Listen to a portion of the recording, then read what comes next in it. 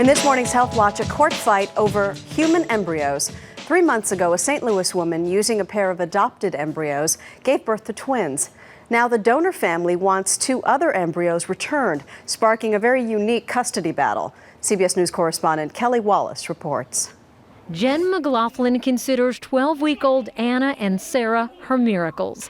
The 39-year-old who couldn't have children adopted 5 kids, 4 from Russia and 1 from Missouri, before reading about embryo adoption. I was like, this is perfect. I'll have the opportunity to be pregnant in addition to, once again, giving a child that needs a home.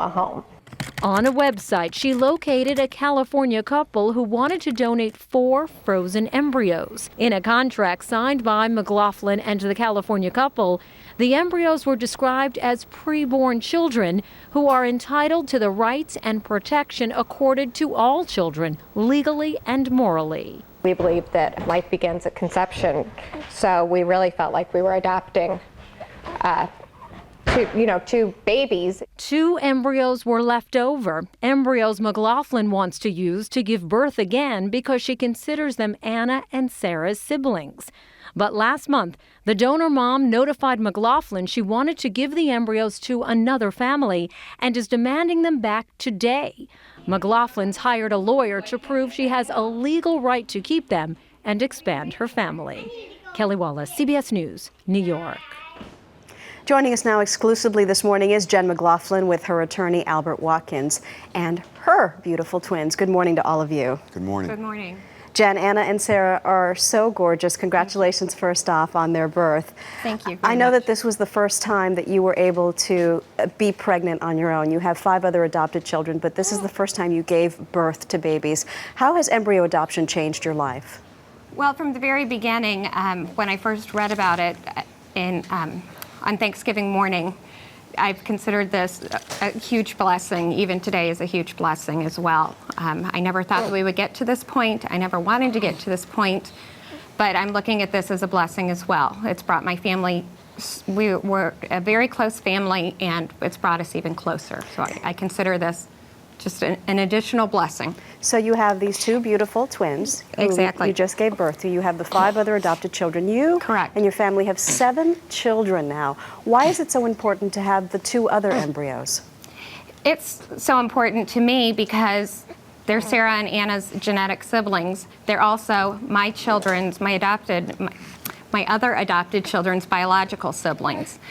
And my understanding of entering into the contract was that we were given these 4 embryos, which I considered frozen children, frozen in time, and to take on all legal and moral and ethical, to take accountability for them from when they're frozen and as long as I live. And that's my intention, and that's what I want to do. And I believe that as a society, we firmly believe that siblings should be kept together. To the best of my knowledge, every state in the United States fights for siblings that end up in the foster care system to keep them together, if at all possible, and also to find an adoptive family together. In addition to that, this isn't the first time that I fought for siblings. I wasn't in a fighting situation legally. The Russian government worked with me to unite my second oldest son, Patrick, with his biological brother that was living in Russia that he had never met. Right. So this is obviously keeping siblings, biological siblings together is something Correct. important to you. But I want to talk about the legal aspect of this and bring in Mr. Watkins. Thank you. So just so everyone understands, Mr. Watkins, Jen signed a contract when she adopted the 4 embryos stating that by today, that contract expires today, and she would essentially give up her rights to unused embryos. So does she have a case here? Because legally, after today, they're no longer her embryos. Well, actually, legally, they are her embryos. The contract does not expire. There's a provision in the contract that permits the donor couple, after 1 year, to seek and request control over the disposition of those embryos. Which is the same thing, essentially. She loses custody, essentially, if the donor family chooses, beginning today. No, however, the underlying provision was prepared and incorporated into that contract as part of a methodology designed to maintain the fundamental tenets of very conservative Christians or Catholics.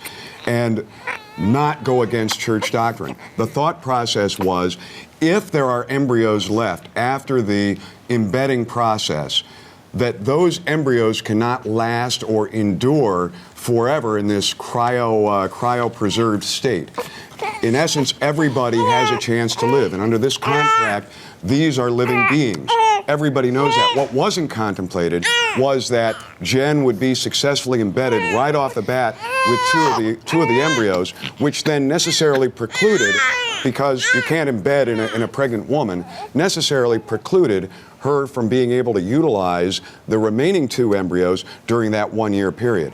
She is not she's in a postpartum state right now. Okay. She is not medically in a condition to have those additional children that happen to be A, live beings under the terms of the contract, and B, siblings of these children that have been born. Right. So it's a complicated case, which unprecedented one, which the court will now decide. We have to remember, these are not Mr. these are Watkins, not I'm children. sorry that that's all the time we have. That's but fine. Thank we will you. continue to follow the story. Jen, thank you as well. Thank you very much. Okay. A lot happens early on The Early Show, weekday mornings on CBS.